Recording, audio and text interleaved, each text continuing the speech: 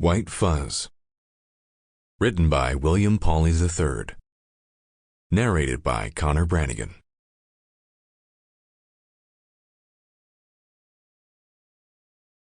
She dissolved just yesterday, and though I can't fathom ever forgetting her, I've decided to write down the details of our meeting, of those few precious hours, for the hours changed me. When I awoke, the room was dark, and I was lying on my couch, fully clothed. Must have fallen asleep sometime in the early evening, though I wasn't sure exactly when. I slid across the cool leather sofa cushions and reached up to turn on the lamp. A soft orange light bathed the walls, somehow making that cold, haggard place seem cozy. Immediately my eyes were drawn to the pages of a notebook resting open-faced on the coffee table in front of me. Scribbled in bold black ink were the words, White Fuzz. There was no memory of ever writing these words or even thinking them, though the handwriting was indeed mine. This wasn't unusual, as I often jotted down half-formed ideas in the middle of the night, nearly fully unconscious. Some of the best things I'd ever written started with some odd, pseudo-profound bullshit scrawled drunkenly inside that notebook. Often I wondered if I was mentally ill. They say those with severe neurological disorders are totally unaware their problems are due to faulty brain functionality. Either that, or they recognize the difference between themselves and the rest of the world, and are in total denial. Supposing I was mentally ill, I'd have to say I'd be a mix of both, totally unaware, yet also in denial. I didn't know how it'd be possible to be both of those things simultaneously. I never claimed to be a doctor. But I couldn't deny feeling both in control and something akin to rapidly unraveling at all times, every day. The line drawn between being a regular guy with regular problems and someone with full-blown mental illness seemed hopelessly blurred. I'd spent most of my life walking down either side of the diagnosis. White Fuzz. The words meant nothing to me, or had they?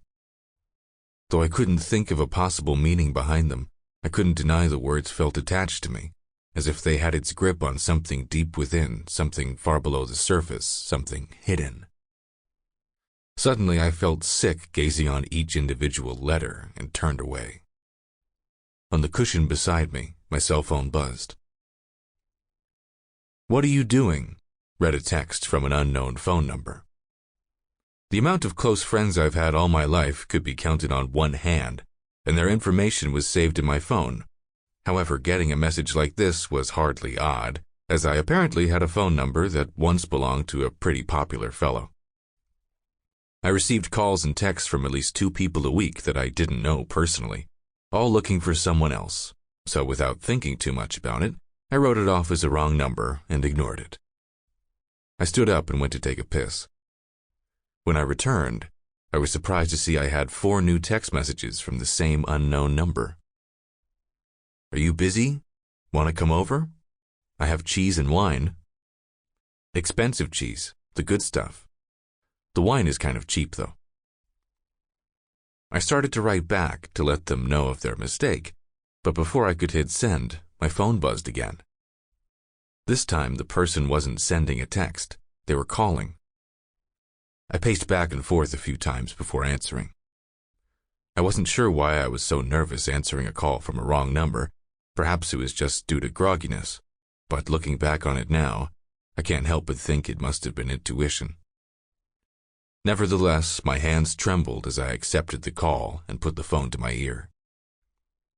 "Hello?" I said, hoping the sound of my voice would be enough indication for them to hang up and never call again. It wasn't.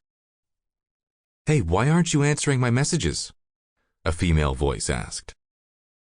"I was trying to, but you were sending them so quickly, I didn't have time to respond," I said. "Oh, I didn't realize. I apologize. I'm so sorry," she said, actually sounding apologetic and not condescending at all. "Who is this?"